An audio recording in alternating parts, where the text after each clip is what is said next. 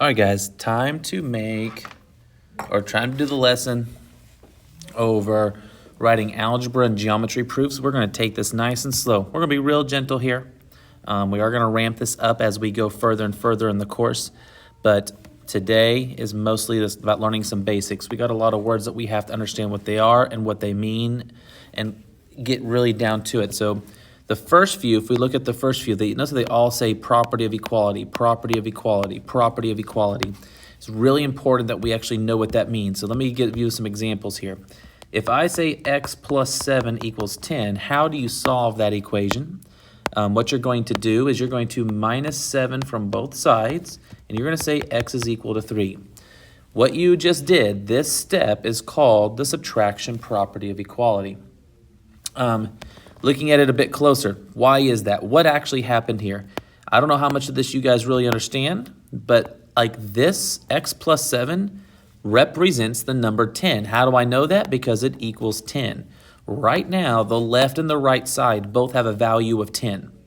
And then what did we do? We subtracted 7 from both sides, and now both sides have a value of 3. We changed the value. Both sides used to have a value of 10, now they both have a value of 3. That's a different value. But the property of equality doesn't care about that. It cares that the two sides stay equal to each other. Maybe a little bit easier to understand. What if I just use numbers like 20 equals 20?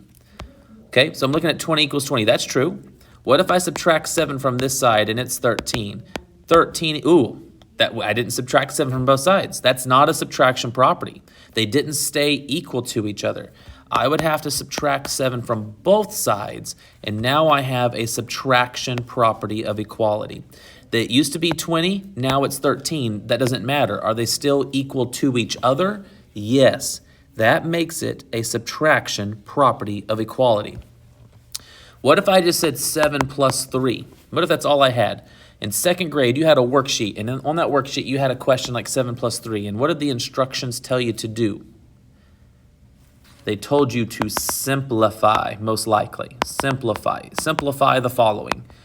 7 plus 3 is 10. Is that the addition property of equality? No. No, it's not. The addition property of equality would require an equal sign and would require you to add something to both sides. We didn't do that. We didn't add anything. We combined the 7 and 3. Okay, so we did 7 plus 3. Okay, I added the 3. Okay, you added the 3. Congratulations.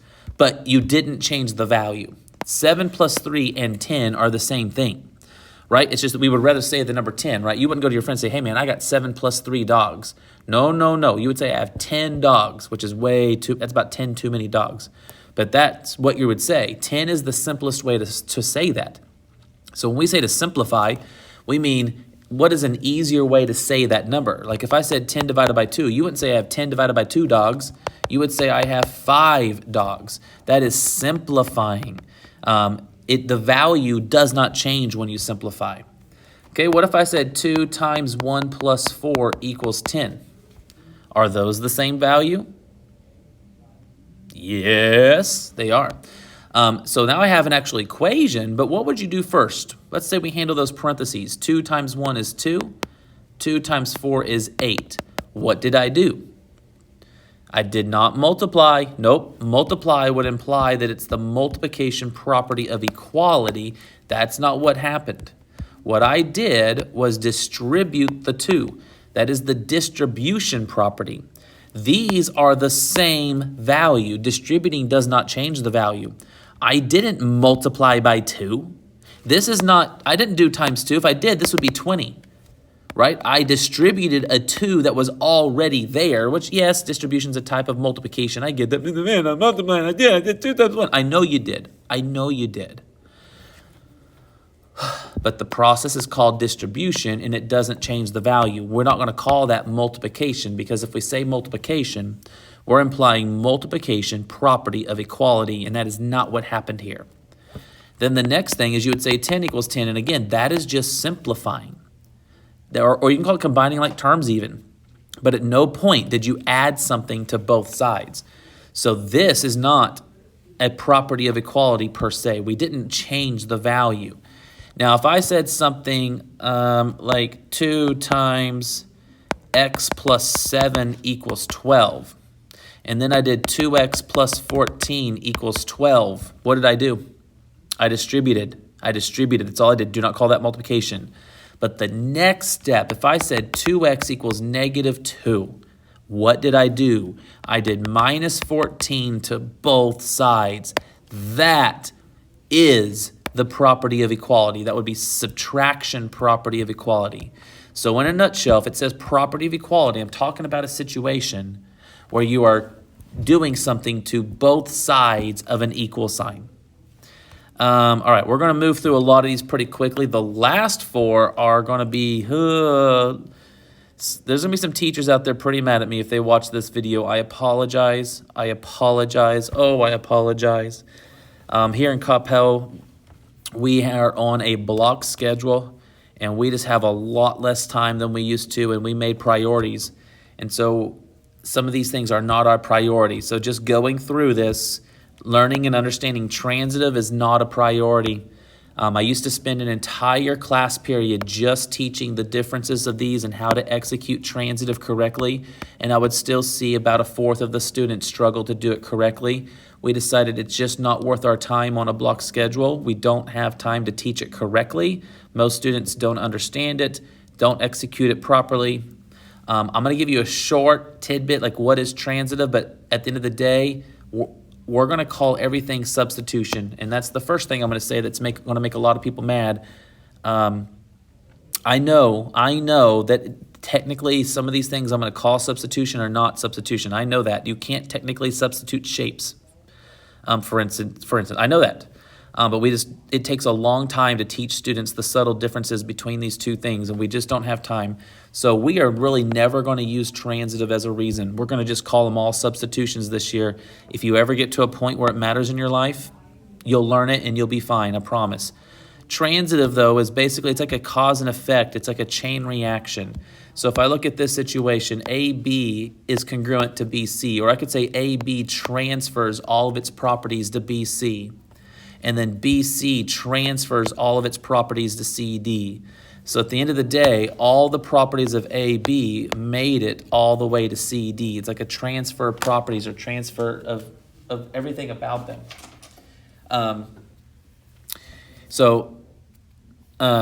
What can we say? We could say AB is congruent to CD, and that is a transitive.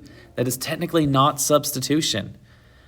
You can't substitute shapes. I'm not going to go into a lot of detail in this video about it, but you can't substitute shapes.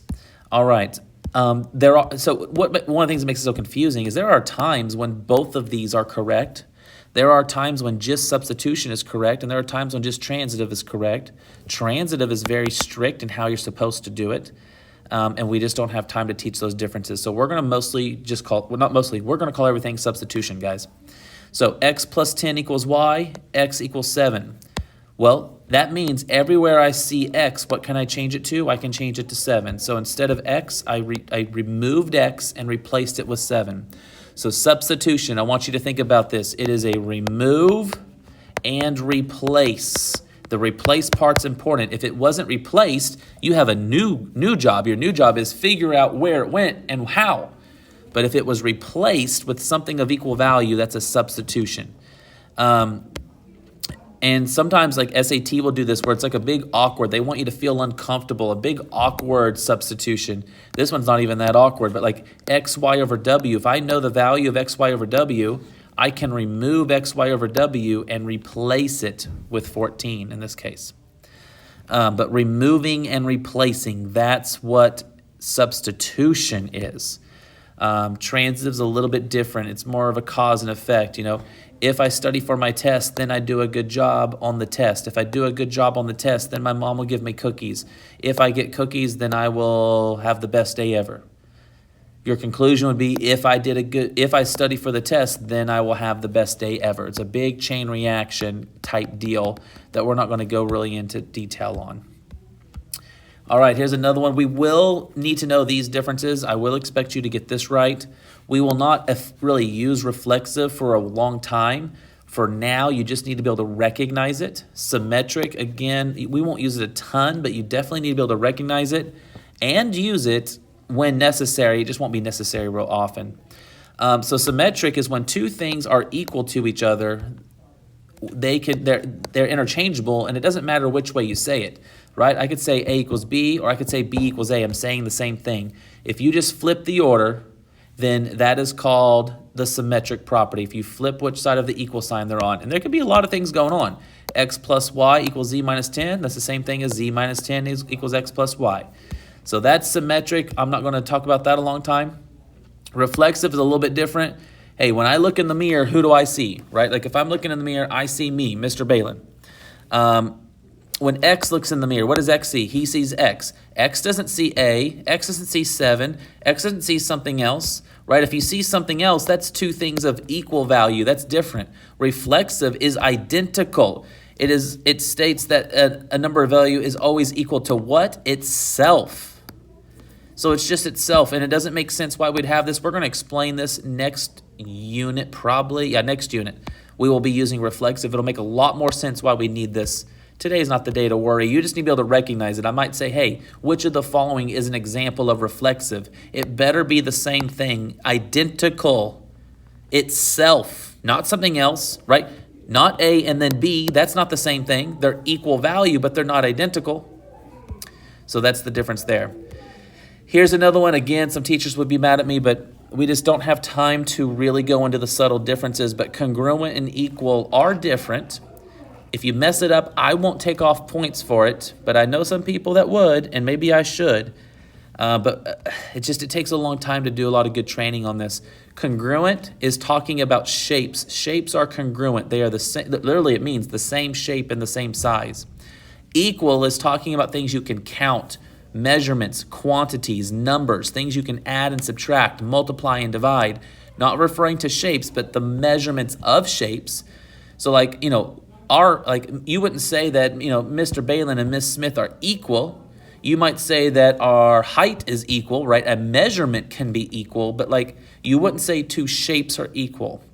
In this case, if I did say two shapes were congruent, that means all of their individual measurements are equal. That is the implication. But you say shapes are congruent and you say measurements are equal. You can't add and subtract shapes. You can't multiply and divide shapes. You can add and subtract their measurements, but not the actual shape. Congruent shapes have equal measurements, but it's the measurements that are equal. If you mess up, if you say equals when you should be saying congruent, or congruent when you say equals, I'm not going to tick off for it, but try to do your best. All right, let's do a few examples here. We're going to go real quick through this.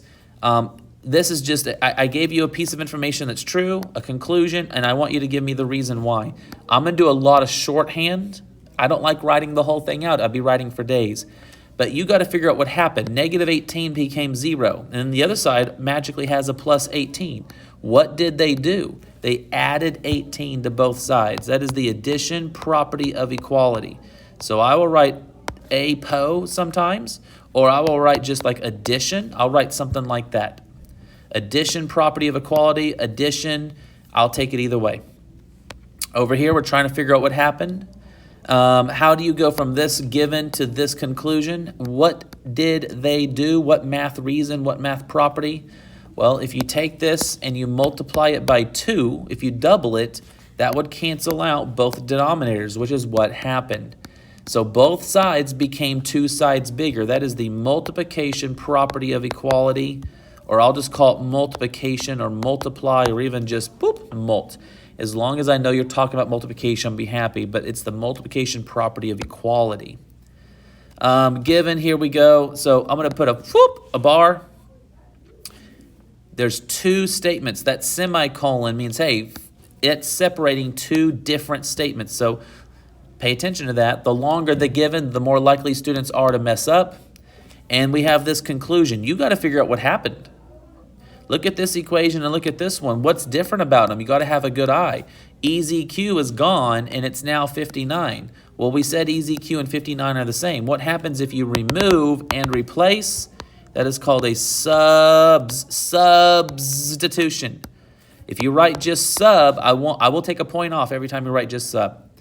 Subtraction, I need the T. Substitution, I need the S. This one is substitution. We're not going to do this one right now. All right. Now we're going to do a few Algebra 1 proofs. These are actual proofs. Now before we get into it, we're going to practice being good at math. People that are good at math, they make things smaller before they make things bigger. What do I mean by that? If I said 24 times 33 twelfths. Would you know what that is? If it takes you longer than 2 seconds, then I have, you want to listen up, because everyone watching this video is capable of doing this in 2 seconds, maybe even 1 second. So people that are good at math reduce and subtract, not really subtract, but typically speaking, we're going to make things smaller before we make things bigger when possible. So one thing you may need to understand is this is 24 times 33 divided by 12. These are the same thing. Did you know it doesn't matter what order you multiply and divide in? It does matter which numbers you multiply and which numbers you divide, but as long as I'm doing times 24, times 33, and divided by 12, it doesn't matter what order I do them in. So could I do 24 divided by 12 times 33? Sure could. Could I do 33 divided by 12 times 20? All of these are the same thing. So you need to pick a good one. Well, if I'm looking at this, I want to make it smaller first. 24 and 12. What is 24 divided by 12? It is 2. 2 times 33 is 66. This is the best way to think about this one. This is important. I want you to not just be comfortable with fractions. I want you to prefer fractions before you're done with me. That is a major goal of mine this year, and we're going to get there. Fractions are typically easier to handle mentally, and fractions are a sign of how good you are just with numbers in general. I would argue that if you don't understand how to manipulate fractions and aren't comfortable with fractions, then you actually don't understand how numbers work. So math is real tough when you don't understand how numbers work. So we're going to work really hard to get really good at handling fractions. All right, our first proof, we're going to make a T-chart. As someone pointed out, this isn't really a T. It's more of a cross. We'll call it a T-chart, but T-chart has 2 columns. The first column are called statements. The second column we're going to call reasons. All right, so we got our 2 columns. We're going to number off statements and reasons. You don't have to number them, but it needs to be really easy to see which statement goes with which reason. If I have to guess, I'm not giving you full credit. Effectively, we're going to ignore this. Do not, are you listening to me? Do not. Just plug that in. There's always someone who thinks they're being clever and plugging the answer in. No. No, that'd be like in your, if I said, hey, what's the definition of substitution? And then you use the word substitute. You can't define substitution with the word substitute. So you can't prove this is true by plugging it in. It's like using a word in its own definition. No. So ignore this.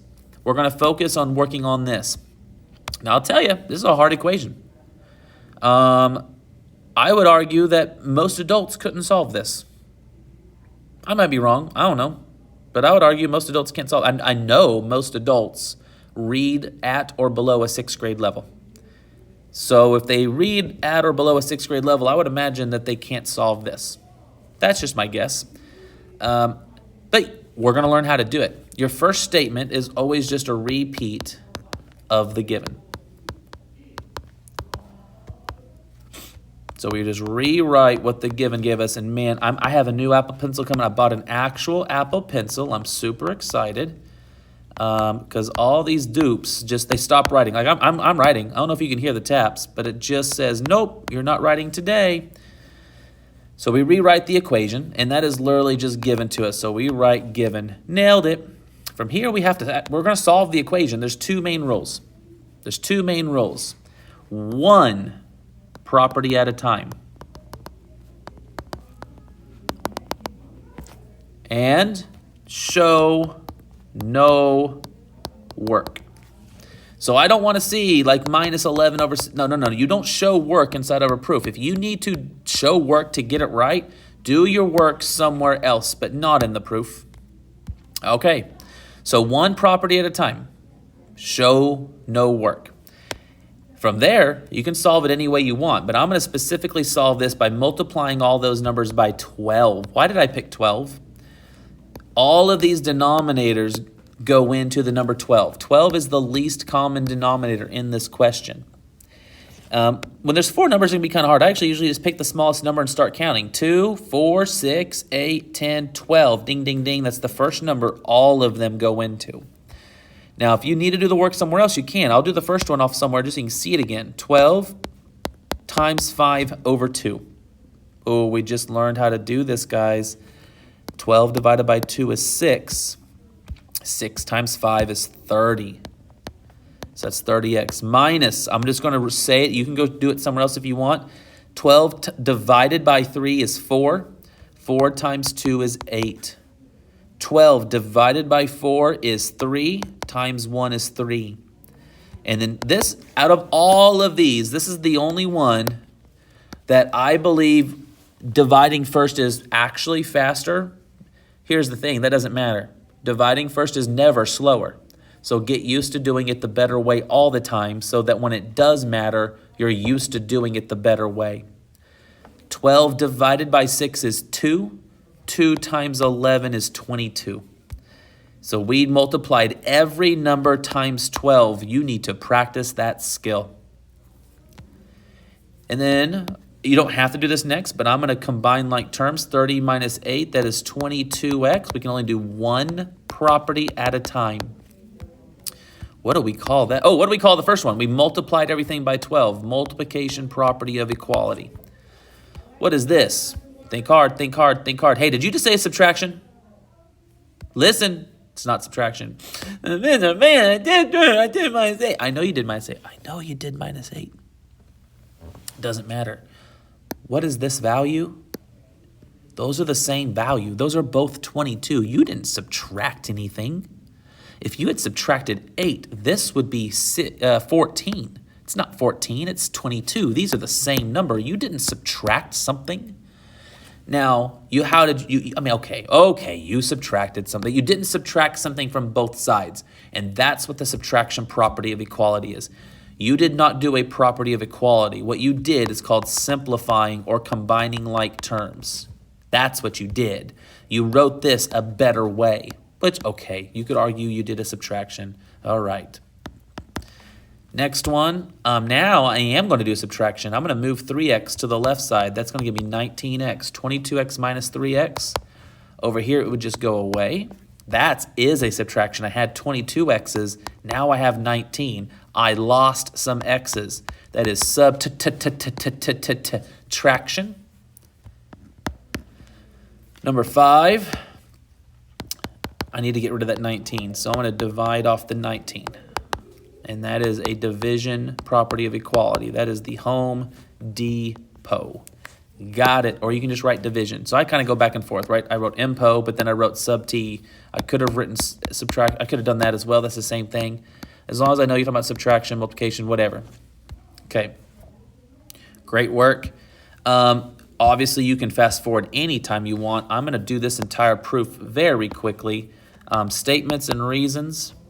We rewrite the given. 5 times x minus 2 equals 1/3 times 5x plus 22.